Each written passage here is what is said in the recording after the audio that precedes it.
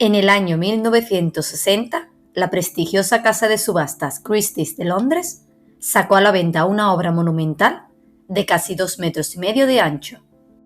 Su autor había sido nombrado caballero por la reina Victoria y enterrado con honores en la Catedral de San Pablo de Londres.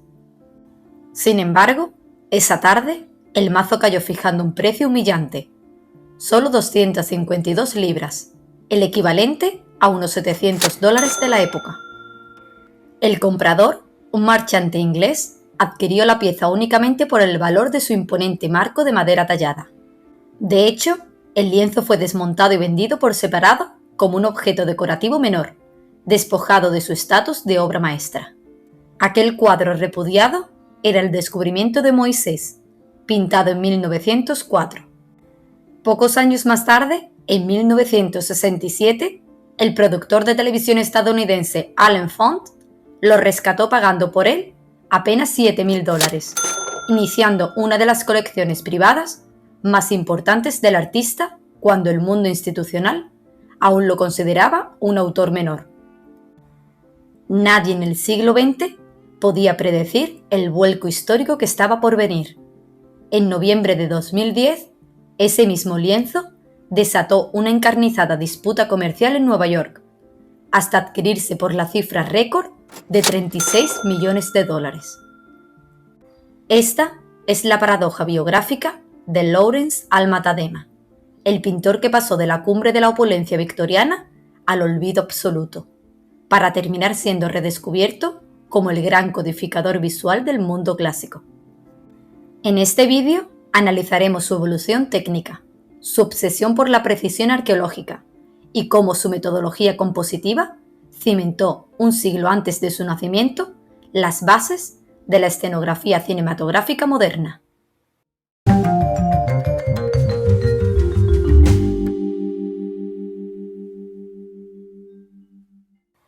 Europa a mediados del siglo XIX, entre la Revolución Industrial y la arqueología.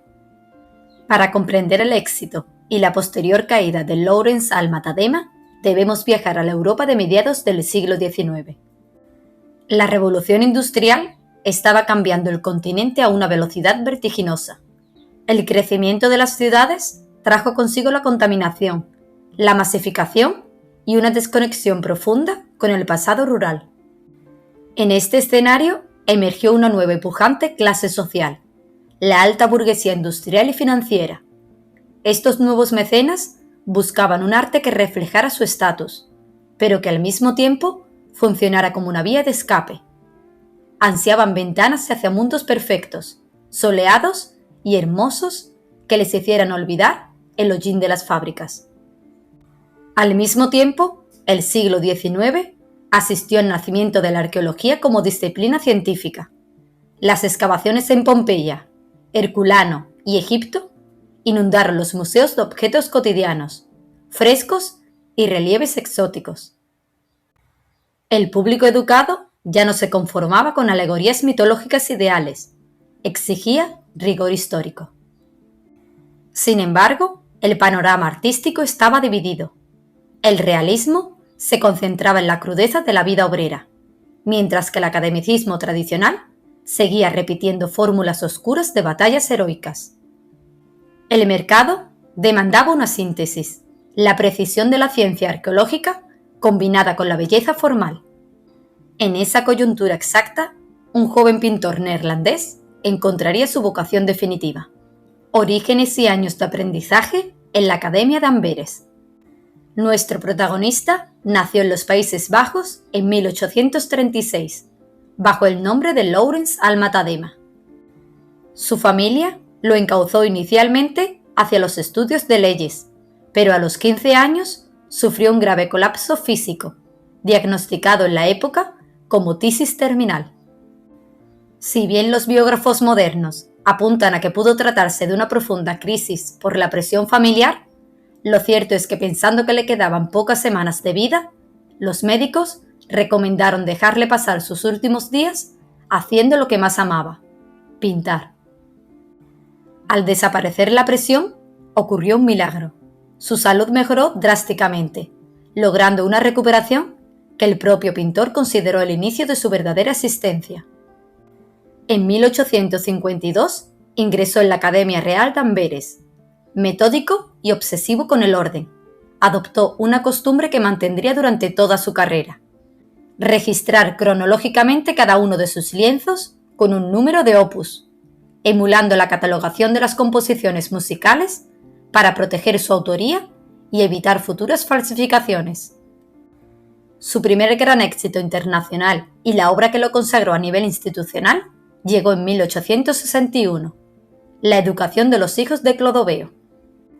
Este cuadro, adquirido directamente por el rey de los belgas, nos sumerge en la violenta historia medieval de los reyes merovingios, mostrando a la reina Clotilde supervisando el severo entrenamiento militar de sus hijos pequeños. Al analizar la obra, vemos una composición monumental, pero el verdadero prodigio técnico se encuentra en la obsesión por el detalle. Fíjense en el tratamiento casi táctil de las pesadas túnicas de lana, la madera astillada de la diana y las vetas del suelo de mármol. Ante las críticas de algunos académicos que cuestionaban la veracidad histórica de la escena, Alma-Tadema demostró una determinación brillante. Los calló a todos, sacando las crónicas y manuscritos del siglo VI que había copiado minuciosamente en los museos. Nació así su reputación como un cirujano del detalle histórico, un pintor que no inventaba nada, sino que reconstruía el pasado. Sin embargo, las oscuras y densas sombras de la tradición pictórica del norte empezaron a agobiarle. El primer paso hacia la luz lo dio en 1862, con Venantius Fortunatus leyendo sus poemas a Radegunda. Aquí, el pintor nos introduce en un sobrio entorno medieval, donde el poeta Fortunatus recita sus versos a una reina que ha decidido retirarse a la vida monástica. Miren con atención el fondo calado, completamente abierto a la naturaleza. Es un elemento crucial. Por primera vez en su carrera, Alma-Tadema rompe la atmósfera hermética y oscura del academicismo tradicional y deja que el espacio respire hacia el exterior. A través de esta gran terraza cubierta, la brillante luz diurna del jardín contrasta con el ambiente recogido del primer plano. Esta claridad empieza a esculpir los contornos de los objetos, los detalles del suelo y los pliegues de los hábitos con una precisión casi fotográfica. El pintor ya no quería pintar la oscuridad del pasado, quería iluminarlo. Esta evolución hacia la conquista del espacio y la luz cristaliza un año después, en 1863, con la obra Egipcios de hace más de 3000 años. En este lienzo, el artista ensaya por primera vez un recurso visual que definiría toda su madurez, el espacio estratificado por capas. Al interponer a los músicos en el primerísimo plano y disponer una imponente hilera de columnas que se pierde en la penumbra, Alma-Tadema fragmenta nuestra visión y sabotea la perspectiva lineal clásica. Nos obliga a mirar a través de los cuerpos y los huecos arquitectónicos, generando una ilusión de profundidad inmensa. Es un truco magistral. Nos convierte en espectadores clandestinos de una íntima y sofisticada fiesta privada en el antiguo Egipto. El dinamismo de la danza, los jeroglíficos tallados en los muros y el ritmo de las arpistas nos hacen sentir que la escena está viva. Dominada por fin la estructura geométrica del espacio, el artista se dispuso a cruzar el mapa para transformar por completo su comprensión del color. El descubrimiento del Mediterráneo, el impacto arqueológico de Pompeya. El año 1863 marcó un punto de inflexión absoluto. Tras casarse con su primera esposa, Pauline Gressin, el artista emprendió su luna de miel a Italia. Al pisar las ruinas de Pompeya, que estaban siendo desenterradas en aquel momento, sufrió un shock estético. Descubrió que la antigüedad no era gris ni de mármol envejecido. Los romanos vivían rodeados de paredes rojas brillantes, mosaicos de colores y patios abiertos a la luz del sol. A partir de aquí, abandonó los temas medievales y adoptó una paleta dominada por los tonos azul cobalto, los amarillos solares y el blanco deslumbrante del mármol. Además, tomó una decisión temática revolucionaria. En lugar de plasmar complejas batallas épicas, pintó la vida doméstica e íntima del mundo clásico. Romanos reales descansando, conversando o coqueteando. El pintor ya no recreaba la historia, recreaba la cotidianidad del pasado. Uno de los primeros y más fascinantes frutos de esta etapa es Cátulo en casa de Lesbia, de 1865, donde Alma Tadema nos introduce la suntuosa intimidad de una estancia romana. Fíjense en la maestría de la composición. El pintor utiliza el personaje de espaldas en primer plano para darnos profundidad, obligando a nuestros ojos a viajar hacia el centro, donde un patricio vestido con una vibrante toga roja muestra un objeto a un grupo de nobles ociosos. El verdadero prodigio aquí es el tratamiento del entorno y la arqueología. Por ejemplo, en el uso dramático del famoso rojo pompeyano en las paredes del fondo, un color que el pintor copió directamente de los frescos recién excavados en Italia. Si miramos a la derecha, el brillo metálico del enorme jarrón de bronce, el delicado mármol de la fuente y las estatuillas delatan la obsesión del artista por el microrrealismo. A través de las colosales columnas de la izquierda, Alma Tadema abre el espacio hacia un patio exterior inundado por el sol, rompiendo el hermetismo y demostrando que el color y la luz formaban parte de la vida diaria del imperio. Es en este momento cuando Alma Tadema se convierte en el pintor del dolce far niente clásico, una expresión italiana que se traduce como la dulzura de no hacer nada. En su célebre obra La siesta, también conocida como Escena pompeyana, de 1868, el artista culmina este periodo mediterráneo con un soberbio estudio sobre el letargo y la intimidad. A través de un formato marcadamente horizontal, nos colamos en el rincón más privado de una estancia. No hay héroes solemnes. Contemplamos a romanos reales entregados al descanso absoluto y al placer de la música doméstica tras un banquete. El contraste es puramente atmosférico. Mientras la iluminación suave y el fondo liso aíslan a los personajes en un oasis de frescura y silencio, el espectador casi puede percibir el calor sofocante del verano exterior. Sabía pintar la calma del sol, pero una tragedia personal lo obligaría muy pronto a exiliar su talento. Consciente del enorme interés europeo por los nuevos descubrimientos arqueológicos, el pintor supo leer a la perfección las demandas del mercado internacional. En 1870 consolidó su éxito comercial con obras maestras como Un aficionado romano. El cuadro funciona como una exhibición de opulencia. Describe a un grupo de patricios adinerados contemplando una pequeña escultura en el taller de un marchante. La composición fragmentada por colosales columnas de mármol nos sitúa en la penumbra del interior, pero deja ver al fondo un atrio inundado por una cegadora luz cenital. Era un espejo brillante. Alma Tadema establecía un paralelismo directo entre estos coleccionistas de la antigüedad y los burgueses adinerados del siglo XIX que compraban sus propios cuadros. Cerrando con un broche de oro absoluto esta etapa mediterránea, el artista pinta en 1870 una de sus primeras composiciones monumentales y multitudinarias, La fiesta de la vendimia. Esta obra es un puente crucial en su carrera, pues anticipa las espectaculares procesiones que lo harían famoso años más tarde en Londres. Ahora vamos a fijarnos en el inteligente formato marcadamente horizontal y panorámico, casi como un plano secuencia cinematográfico. A la izquierda, una imponente sacerdotisa vestida de blanco corona la entrada, portando una antorcha encendida. En el centro, el ritmo lo marcan los flautistas, tocando los tradicionales aulois dobles junto a un altar tallado, mientras que a la derecha, varios hombres barbados cargan pesadas ánforas repletas del vino de la cosecha. Pero el verdadero test del cirujano de la historia está en los detalles imperceptibles.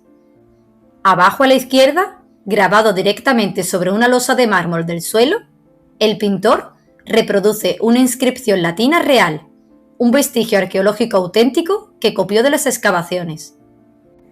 Asimismo, la arquitectura porticada y el pequeño cuadro colgado en la pilastra central refuerzan esa atmósfera de verdad histórica.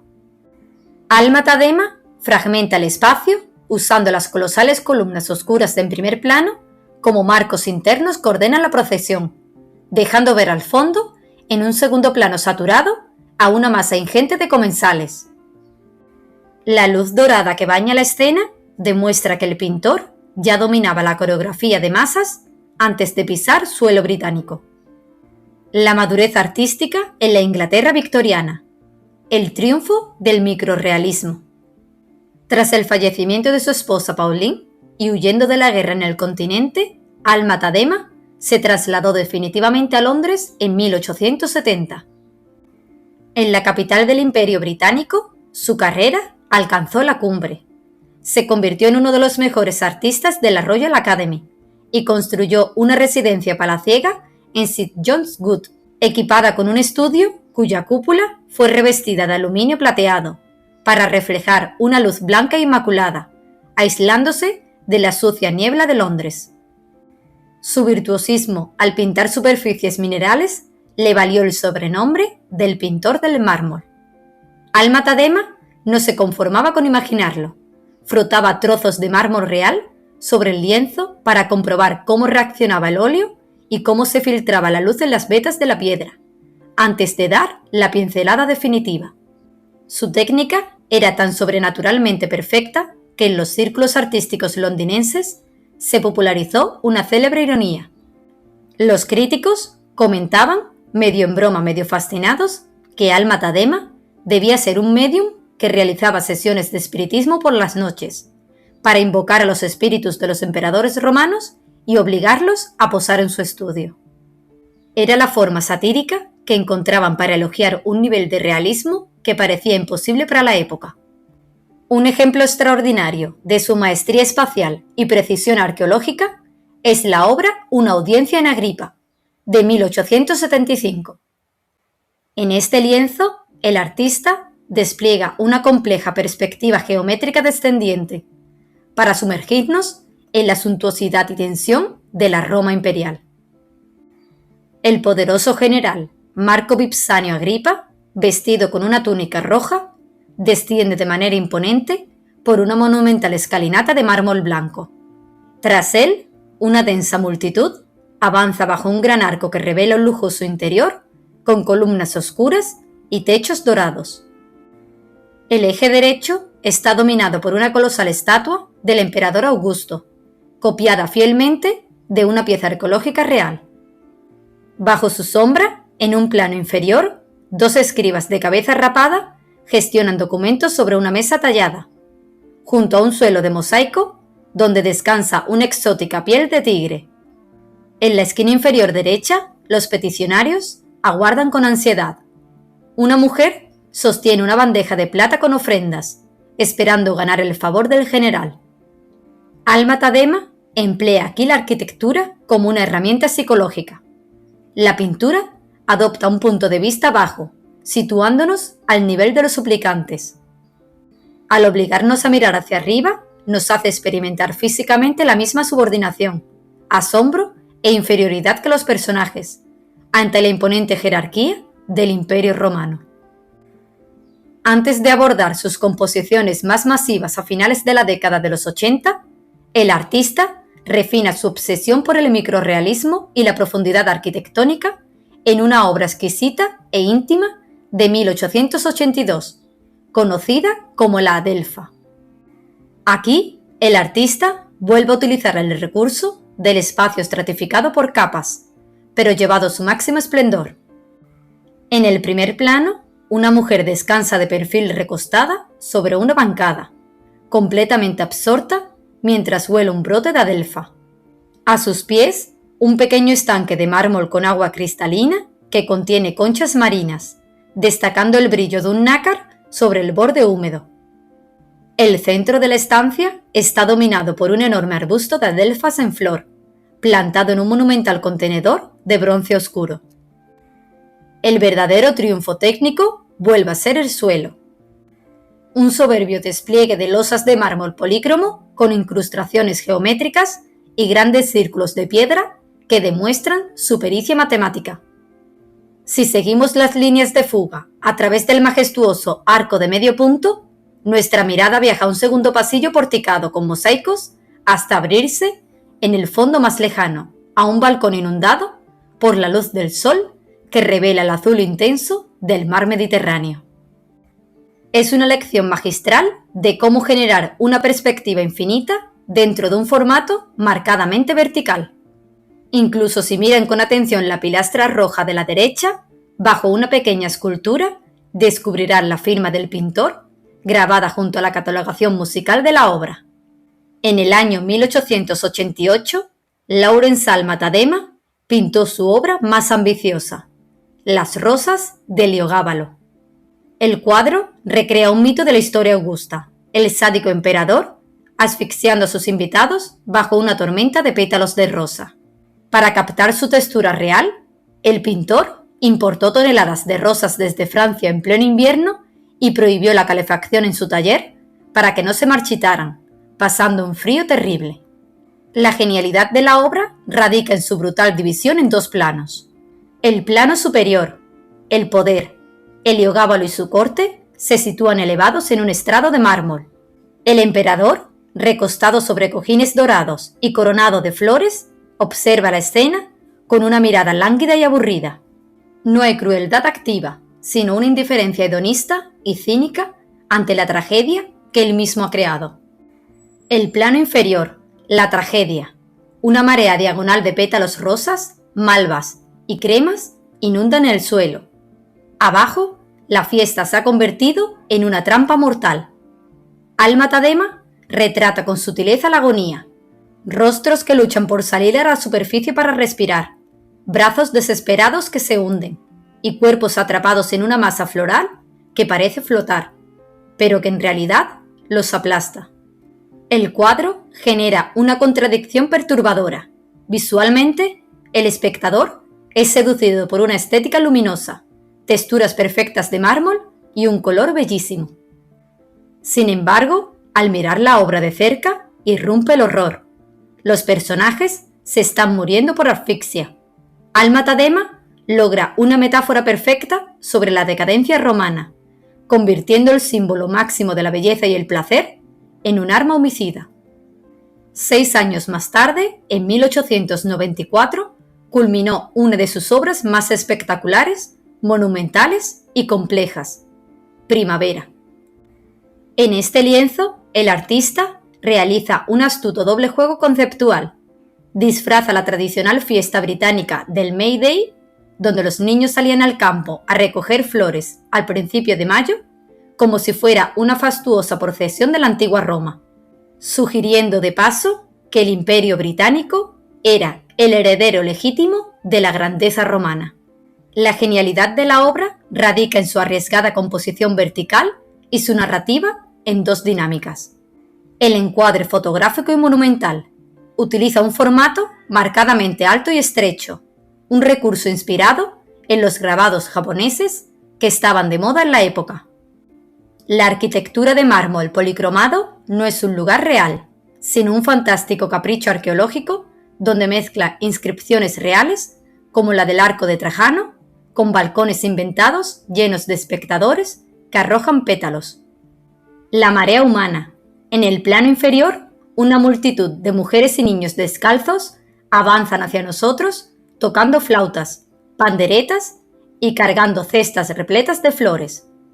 La minuciosidad es tan extrema que muchos de los rostros de la procesión eran en realidad retratos de los propios familiares y amigos del pintor. Con esta obra, Alma Tadema demostró cómo asimilar la modernidad de la naciente fotografía para rejuvenecer la pintura histórica. Su manejo de las masas y la monumentalidad arquitectónica fue tan asombroso que décadas más tarde, este mismo cuadro sirvió de inspiración directa al director de Hollywood, Cecil DeMille, para diseñar la entrada triunfal de Julio César en su mítica película Cleopatra, de 1934. Más tarde, en noviembre de 1902, el artista se embarcó en una expedición que marcaría el broche de oro de su carrera. Viajó a Egipto como invitado de honor del magnate de la ingeniería Sir John Eyre para asistir a la inauguración de la primera presa de Asuán que la compañía acababa de construir. Aquel viaje reavivó su fascinación por el mundo faraónico y Eyre le encargó allí mismo una gran pintura de temática egipcia. El resultado fue la obra que protagoniza nuestro prólogo, El descubrimiento de Moisés, culminada en 1904 tras 2 años de un trabajo minucioso. Para Alma-Tadema, la precisión histórica era una obsesión. Llenó cuadernos enteros con bocetos tomados del natural e investigó profundamente los hallazgos arqueológicos en el Museo Británico de Londres. Cada elemento decorativo responde a una documentación rigurosa. El diseño y la suntuosa policromía de la litera real se basaron fielmente en las pinturas descubiertas en las tumbas del Valle de los Reyes. Los jeroglíficos tallados en la silla de la princesa contienen fórmulas reales de bendición, mientras que los cartuchos inscritos identifican formalmente a la mujer central como la hija del faraón.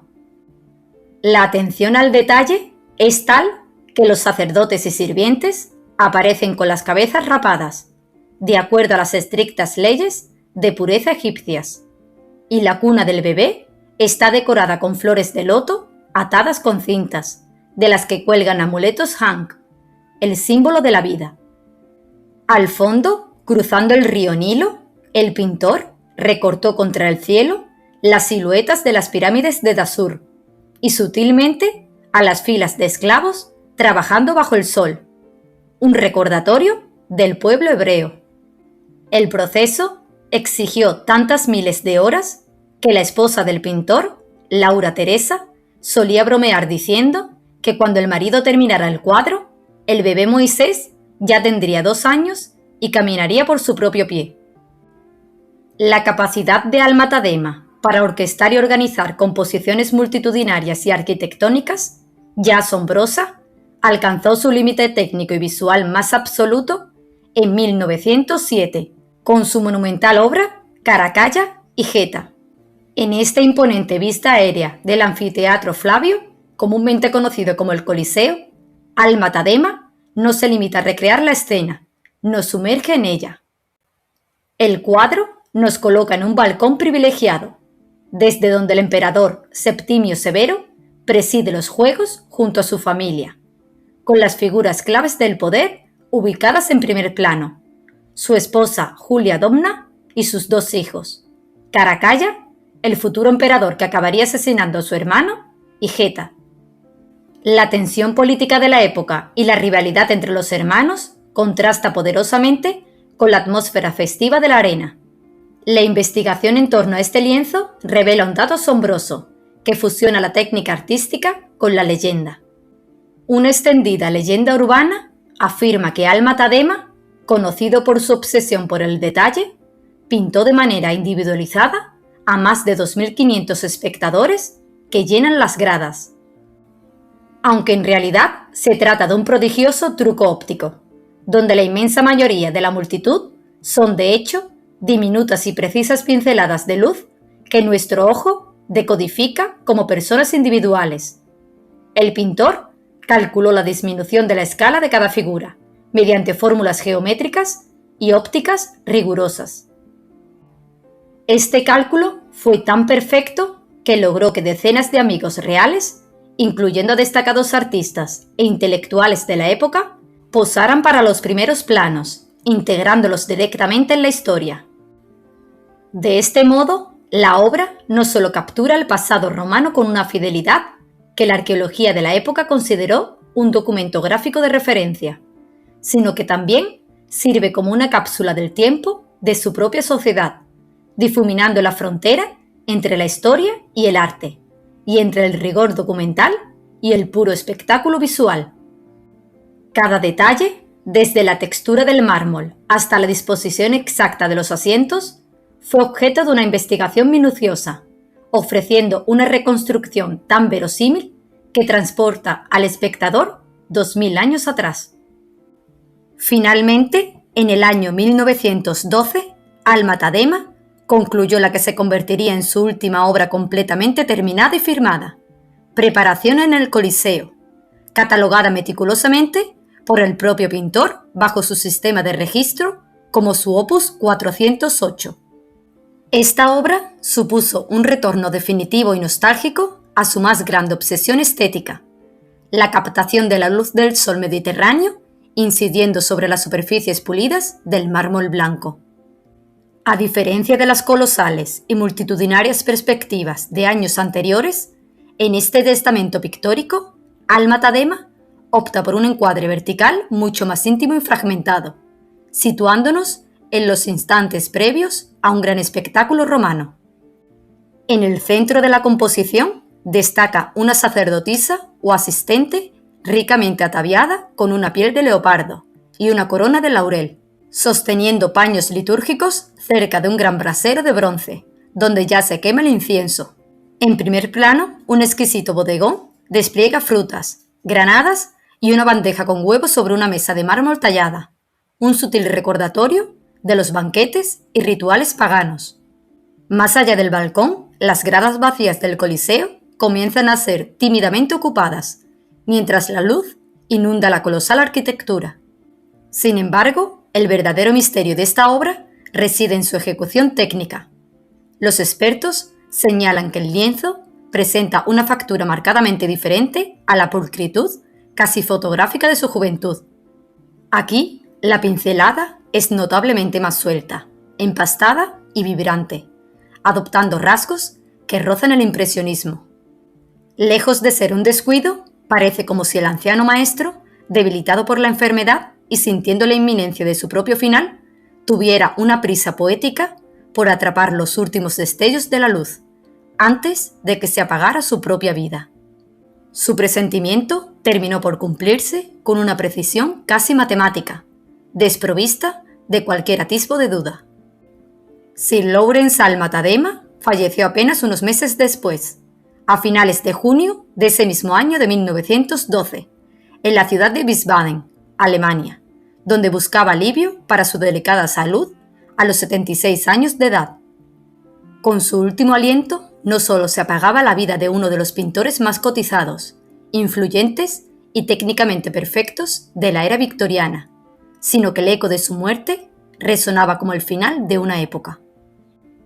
Con él se cerraba de manera definitiva e irrevocable el capítulo más esplendoroso, refinado y meticulosamente arqueológico del academicismo británico, poniendo un broche de oro a una forma de entender la belleza que pronto se vería sepultada por la llegada de la modernidad. El ocaso del academicismo y la devaluación institucional. La muerte de Alma Tadema coincidió con el colapso del viejo mundo tras la Primera Guerra Mundial. Llegaron las vanguardias artísticas, el cubismo y la abstracción pasaron a dominar los museos. La destreza técnica y la fidelidad arqueológica fueron consideradas por los nuevos críticos como algo obsoleto, etiquetando su obra como cursilería burguesa sin alma. Los museos descolgaron sus lienzos y los escondieron en almacenes subterráneos. Durante los años 50, sus cuadros sufrieron un desprecio absoluto. Su hermosa obra de 1881 en el Tepidarium, que exploraba el descanso de una mujer en las termas romanas, fue rechazada por múltiples galerías locales, a las que se les ofreció como donación gratuita. Los directores argumentaban que ocupaba demasiado espacio y no tenían ningún interés artístico. Fue en esta época de olvido cuando se registró una de las mayores humillaciones de la historia del arte. Varios colegios británicos utilizaron las obras de Alma Tadema, desprovistas de sus marcos y enrolladas, como simples pantallas de proyección baratas, para mostrar diapositivas de arte moderno en las clases. La historia oficial le había dado la espalda a su legado, ignorando que la deslumbrante estética de su pintura ya había encontrado un nuevo hogar. La revalorización historiográfica y la influencia de su estética en el cine. Porque mientras los críticos lo despreciaban en las galerías, los pioneros de la naciente industria del cine de Hollywood encontraron en sus catálogos la solución a sus problemas. Directores como David Ward Griffith y Cecil DeMille se enfrentaban al reto de construir decorados gigantescos de Roma o Egipto, pero no sabían cómo iluminar el mármol, ni cómo estructurar los palacios para que parecieran reales. La pintura de Alma-Tadema les dio la respuesta exacta. Él ya había resuelto la luz, las líneas de fuga y las texturas, de forma tan fotográfica que Hollywood simplemente copió sus composiciones y las puso en movimiento. DeMille obligaba a sus equipos a llevar láminas impresas de los cuadros del pintor en el rodaje, para imitar exactamente la dirección de la luz. Esta influencia llega hasta nuestros días. En el año 2000, cuando Ridley Scott preparaba Gladiator, su diseñador de producción le llevó un libro de Alma-Tadema y le dijo: «Así es como tenemos que filmar Roma». El cine salvó su estética y el mercado del arte reaccionó, culminando en la histórica subasta de 2010, donde aquel cuadro rescatado por 252 libras se vendió por $36 millones. Sir Lawrence Alma-Tadema no se limitó a ilustrar el pasado. Construyó una ventana tan perfecta hacia la antigüedad que determinó para siempre el modo en el que el mundo moderno imaginó la fisonomía de la historia. Y eso ha sido todo por hoy. Si este análisis en profundidad sobre la evolución técnica y el legado de Lawrence Alma-Tadema te ha resultado enriquecedor, te invitamos a pulsar el botón de me gusta y a suscribirte al canal, activando la campanita de notificaciones. Cada semana abordamos capítulos fundamentales de la historia del arte con el máximo rigor. Para concluir, queremos saber tu opinión. ¿Consideras que Alma-Tadema debe ser valorado como un riguroso historiador visual o como el primer gran escenógrafo de la cultura de masas? Te leemos en los comentarios. Nos vemos en el próximo vídeo.